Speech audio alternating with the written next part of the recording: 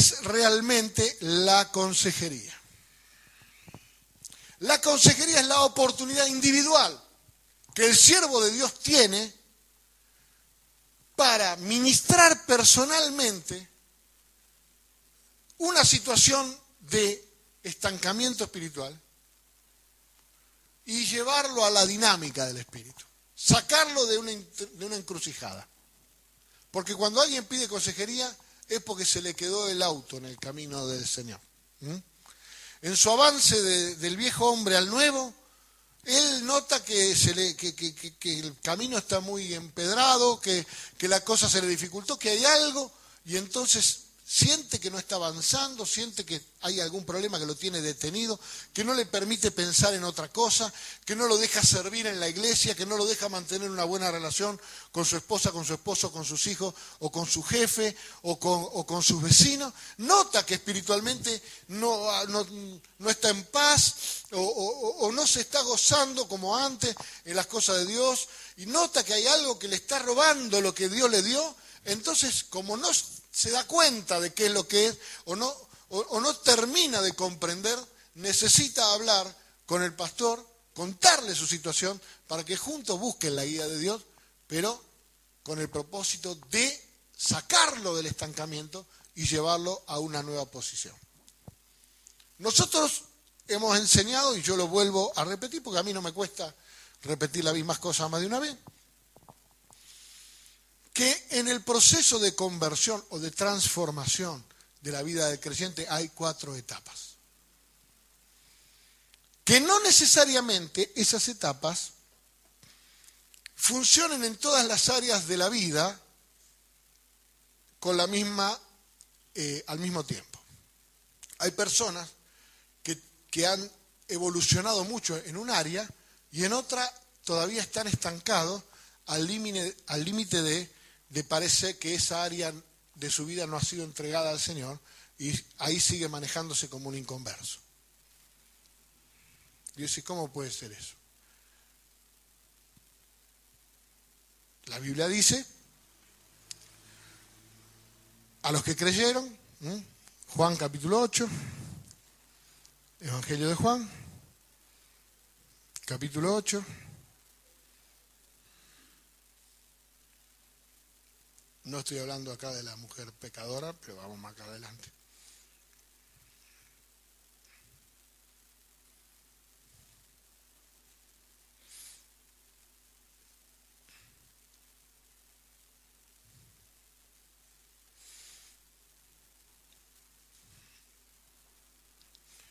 Juan capítulo 8, verso 30.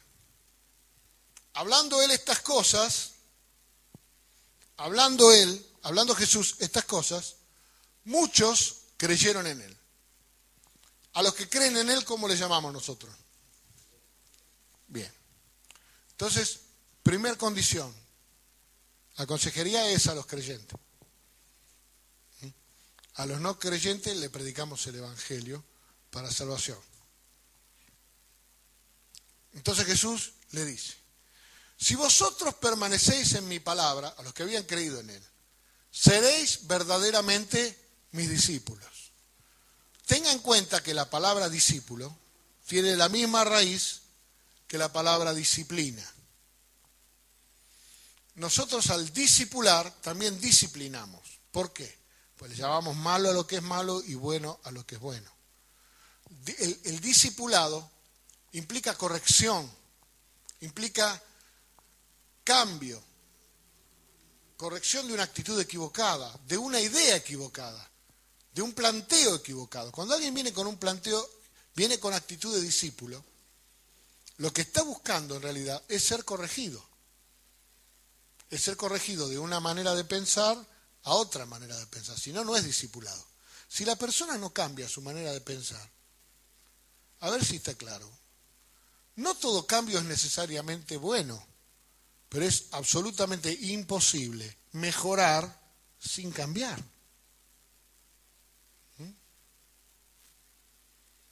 Decía mi amigo Jorge Javer que la gente que quería mejorar sin cambiar, él conocía a uno que lo llamaban campanita, porque era tan tontín que quería mejorar sin cambiar. ¿Eh? No se puede mejorar sin cambiar. A menos que cambies, no podés mejorar. Entonces, ¿qué es ser un discípulo? Un discípulo es alguien que está siendo perfeccionado. La Biblia dice, para perfeccionar a los santos. Está siendo perfeccionado, está siendo corregido, está siendo discipulado, está siendo disciplinado. Tiene que ser alguien que te ame, alguien de confianza y que te quiera, como tus padres cuando eras chico, que te corregían y vos aceptabas. ¿Por qué? Porque había una corriente de amor en la disciplina que le daba validez, le daba ambiente a la disciplina para que no sea destructiva, debía ser aplicada en amor. Condición tal que los padres tienen sobre los hijos y lo que le da derecho a disciplinarlos. Si no, no tiene derecho. Yo no le doy derecho a nadie que no me ame a ponerme los puntos. No sé si usted lo hace, pero si usted lo hace, se va a lastimar. La elección de las personas a la que vos querés someterte para que esa persona tenga autoridad sobre tu vida, te discipule y te discipline, es que esa persona te ame. Porque eso es lo que va a evitar que seas lastimado. ¿Me entiendes? Un día estaba hablando con una hermana. La hermana me decía, yo tengo tanto problema, pastor, me quisiera ir a una iglesia donde nadie me conozca. Digo, bueno, si conseguís una iglesia donde nadie te conozca y te quieran más que nosotros, andá. Digo, porque si vas a ir a una iglesia donde nadie te conoce, nadie te va a querer tampoco. Y ahí cada vez que tiran un misil te va a pegar en el medio de los ojos.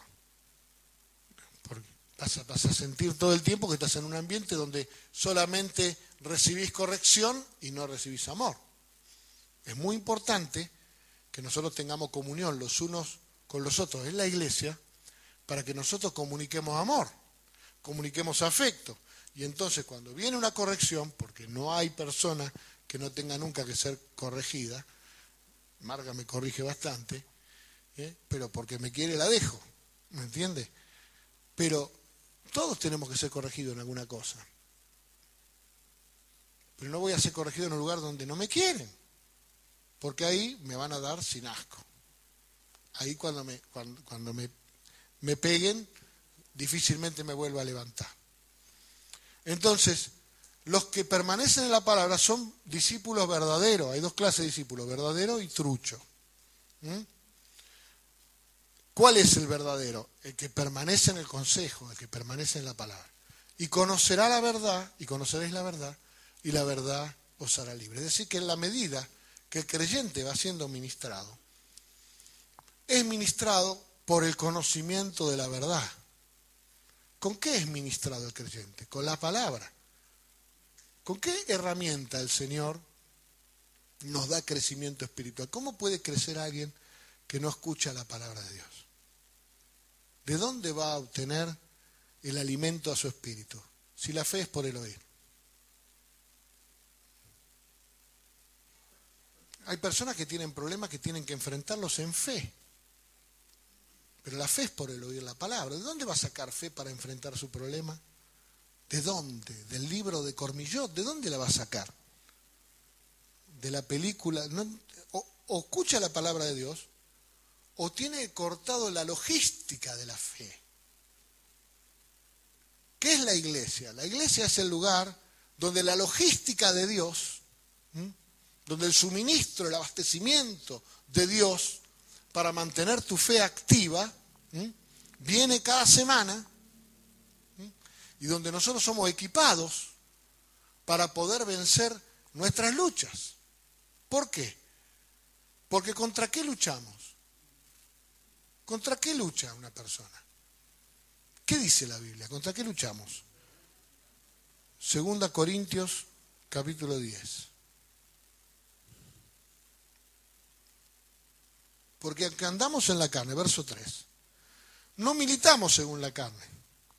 Porque las armas de nuestra milicia no son carnales, sino poderosas en Dios para la destrucción de fortalezas, derribando argumentos y toda altivez que se levanta contra el conocimiento de Dios y llevando cautivo todo pensamiento a la obediencia de Cristo. Mire, acá hay un resumen de lo que es la victoria del creyente, en el verso 5. Un creyente victorioso es una persona cuyos pensamientos están cautivos en Cristo. Sus pensamientos, todo lo que él piensa, es en obedecer al Señor. Es un creyente victorioso. ¿Sí? Pero para poder llegar a este grado de confianza con Dios, donde todo lo que yo pienso, amarás al Señor con todo tu corazón, con toda tu mente y con toda tu fuerza, para que yo llegue a tener todos mis pensamientos cautivos de Cristo, yo tengo que conocer a Dios. Yo tengo que tener un conocimiento de Dios. Yo tengo que tener una relación con Dios. ¿Y cuáles son las cosas que a mí me impiden llegar a conocer a Dios? Dos cosas. Mi falta de humildad, la altivez.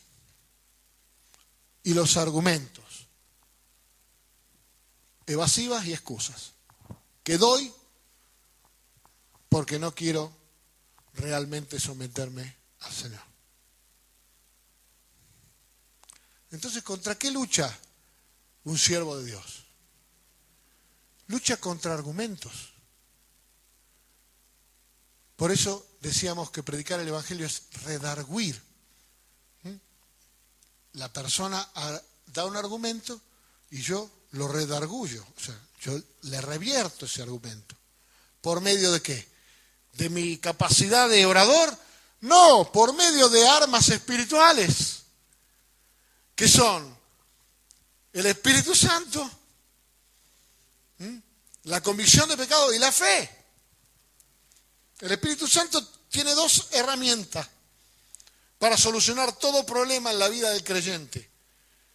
La convicción de pecado para arrepentimiento y la fe para creer que Dios tiene poder y sacarlo adelante.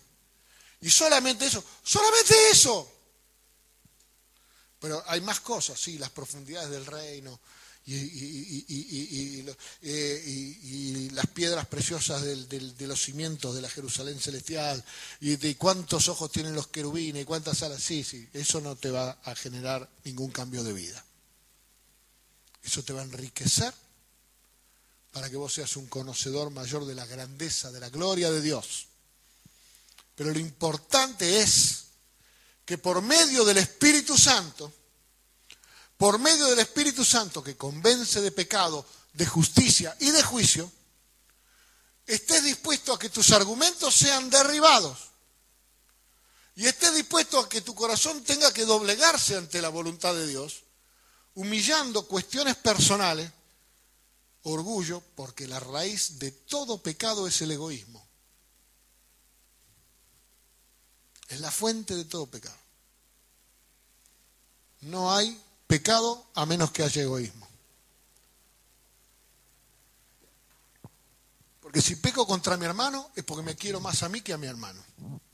Y si peco contra Dios es porque me quiero más a mí que a Dios. ¿Sí? El egoísmo.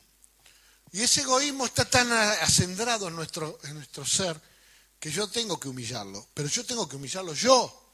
No me tiene que humillar el hombre. Yo tengo que aprender. Jesús dijo: venid a mí todos los que estáis trabajados y cargados y yo los haré descansar. Llevad mi yugo sobre vosotros y aprended de mí, que soy manso y humilde de corazón. Y hallaréis descanso para vuestras almas. El resultado que uno espera de la consejería. ¿Qué espera uno de la consejería? Que el que viene atribulado se vaya en paz. Que el que viene angustiado se vaya en paz. Que el que viene luchado se vaya en paz. Que el que viene enemistado con su esposa, con su esposo, con su hijo, lo perdone y se vaya en paz. Pero ¿qué debe hacer? Debe venir y aprender a llevar el yugo del Señor, que es ser manso y humilde de corazón, de adentro para afuera, no de la lengua para afuera, sino de adentro, más adentro de la lengua, del corazón. Y hallará descanso para su alma.